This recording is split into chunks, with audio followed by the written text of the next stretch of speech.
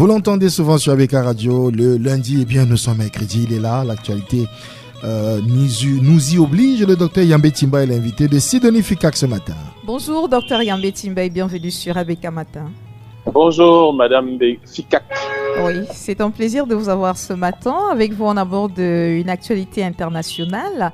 On se rend du côté du Nigeria. Bola Tinubu, qui est le président de la République fédérale du Nigeria depuis le 29 mai 2023, fait face à une jeunesse qui réclame sa démission du fait de sa forte proximité avec la France. Une attitude décriée donc par les jeunes Nigérians qui sont descendus dans la rue pour exiger la démission de ces derniers. Que peut nous inspirer à nous, les jeunes Camerounais, ou alors aux autres jeunes Africains, cette attitude? Écoutez, madame, je pense que l'histoire du Nigeria est une histoire très mal connue dans les espaces francophones.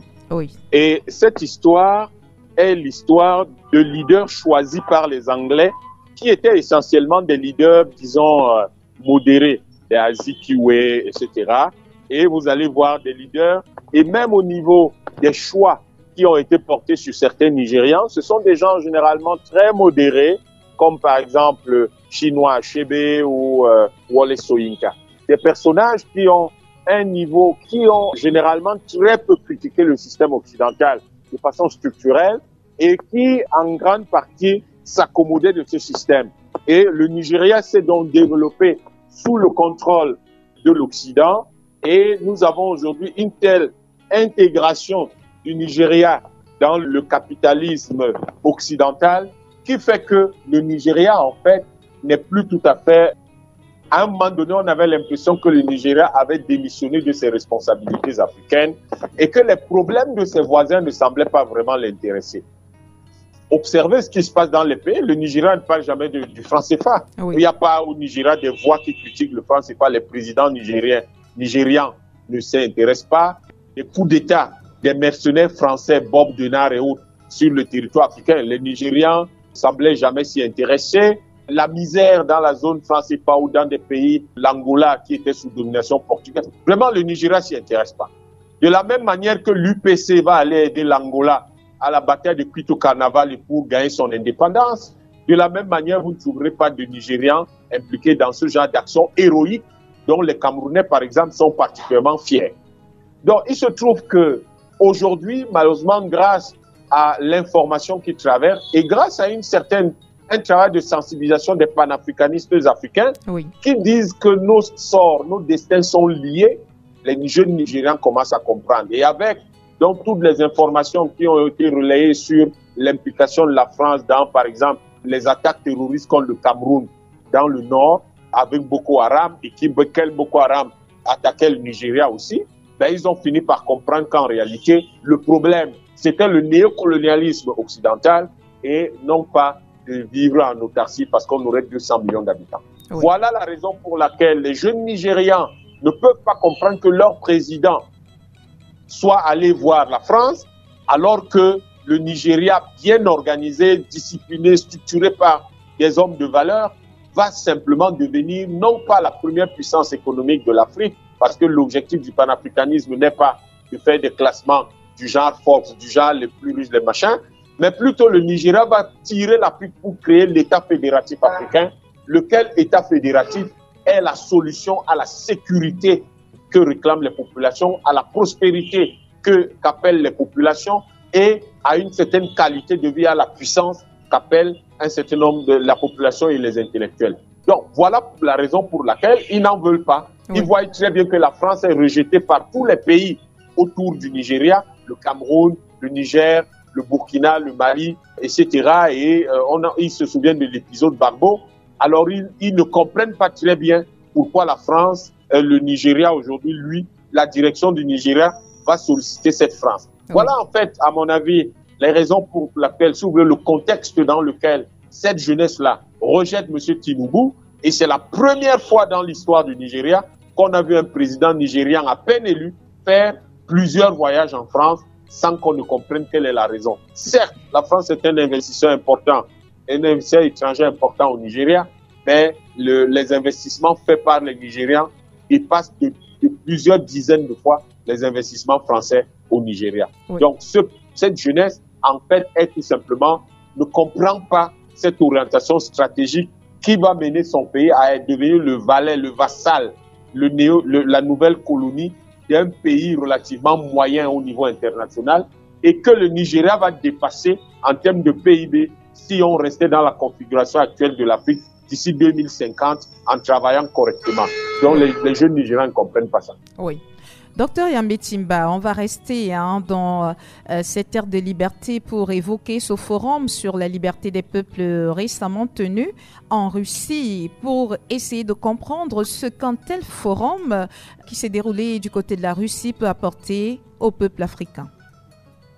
La Russie est un pays cohérent, c'est un pays logique, c'est un pays rationnel et avec des dirigeants extrêmement brillants. Vous avez suivi dernièrement le cours d'histoire que le président Poutine a donné à l'Occident à travers le journaliste, votre confrère Carlson Tucker. Tout à fait. Ce que les Occidentaux ne savent pas faire, quand ils viennent, quand ils veulent parler d'histoire, ils sont complètement à côté de la plaque, on dirait des ignorants.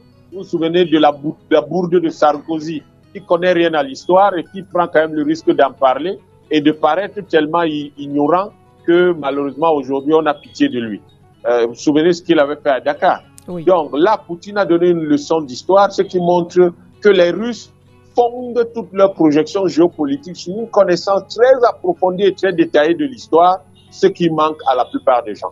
Ça a mené donc les Russes à dire deux choses. Un, le président Poutine qui avait dit « Rien ne sert de s'attaquer à la France, il me suffit de soutenir les efforts de libération, de conquête de leur souveraineté par les pays africains et la France et l'Europe tomberont au Moyen-Âge. » Deux, le ministre Sergei Lavrov qui avait dit un jour « Nous devons nous battre pour préserver l'ADN des civilisations. C'est à ce prix seulement que l'amitié des peuples sera effective et que tous les peuples deviendront indépendants et souverains. » Vous voyez que dans le cadre de cette incohérence avec ces deux déclarations, depuis l'année dernière, la Russie parle beaucoup de lutter contre le néocolonialisme. Pendant la rencontre des ministres africains et russes l'année dernière, eh bien, il y a eu ce problème qui s'est posé et de là est née l'idée de ce forum. Et aujourd'hui, ce forum-là permet donc de définir un mécanisme mondial de lutte contre le néocolonialisme.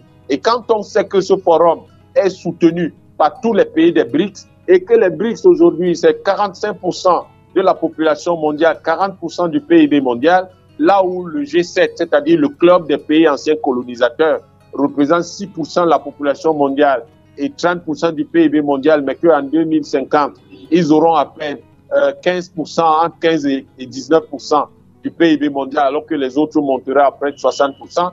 Vous comprenez qu'il y a une projection dans le temps qui vise à libérer, à aider tous les peuples dominés qui veulent se libérer. Et les peuples dominés, c'est essentiellement en Afrique. C'est pour ça que le ministre russe des Affaires étrangères dit que les objectifs de ce forum sont alignés sur la situation des pays africains et particulièrement des pays qui sont en train de se battre pour se libérer du néocolonialisme et conquérir leur souveraineté et leur indépendance. Oui. Voilà ce que ça va nous apporter, d'être des pays indépendants et souverains qui vont donc pouvoir construire eux-mêmes leur avenir et formuler eux-mêmes leur politique de puissance et leur politique de civilisation. Le problème avec les pays africains, c'est qu'ils sont allés encore une fois à ce forum sans s'être concertés, sans une stratégie continentale, sans une stratégie de groupe qui leur permettait de parler d'une manière beaucoup plus audible et d'une manière qui va leur permettre de mieux organiser la reconquête de leur souveraineté. Parce qu'il faut bien que les Africains se souviennent d'une chose.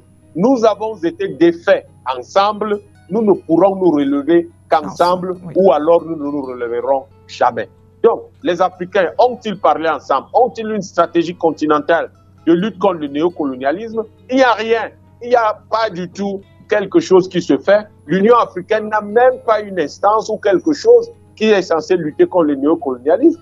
D'autant plus que l'Union africaine a des inepties en termes de principes, comme par exemple l'intangibilité des frontières héritées de la colonisation. C'est-à-dire qu'en fait, voilà des gens, chefs d'État, ministres et hauts fonctionnaires qui s'asseyent et disent ce que des types qui sont venus ici, qui ont tué nos parents, qui ont violé nos grands-mères, qui ont détruit nos civilisations, ont décidé que nous serons. C'est ça que nous allons accepter. Mais c'est incroyable.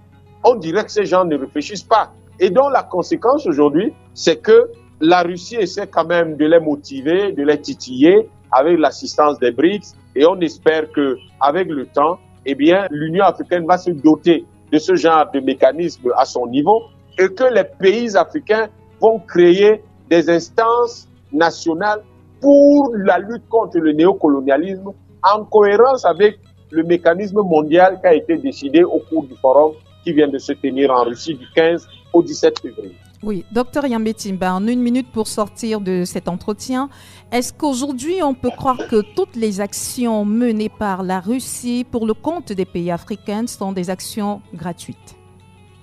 Non, la Russie ne mène aucune action pour le compte des pays africains.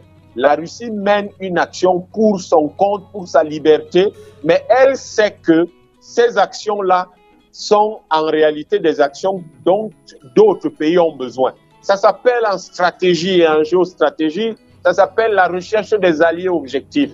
La Russie n'est pas là pour travailler pour l'Afrique. La Russie ne dit jamais on va développer l'Afrique, on va faire. La Russie ne donne jamais d'ordre aux Africains.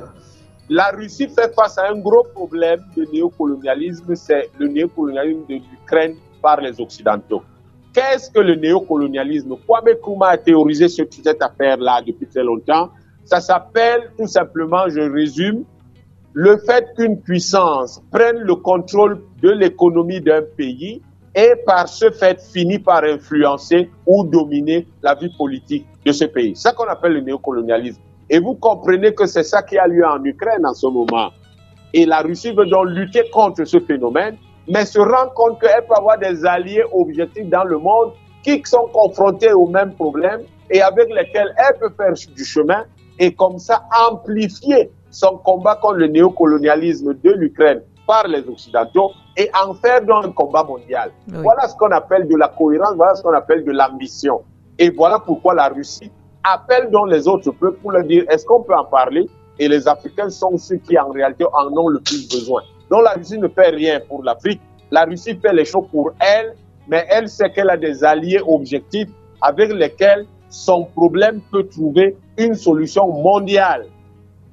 Les Africains doivent le savoir, c'est ça. Oui. Merci, voilà. Docteur Yambé Timba, pour cet entretien de ce matin que vous nous avez accordé. Très bonne journée à vous. Bonne journée, Madame Fikak.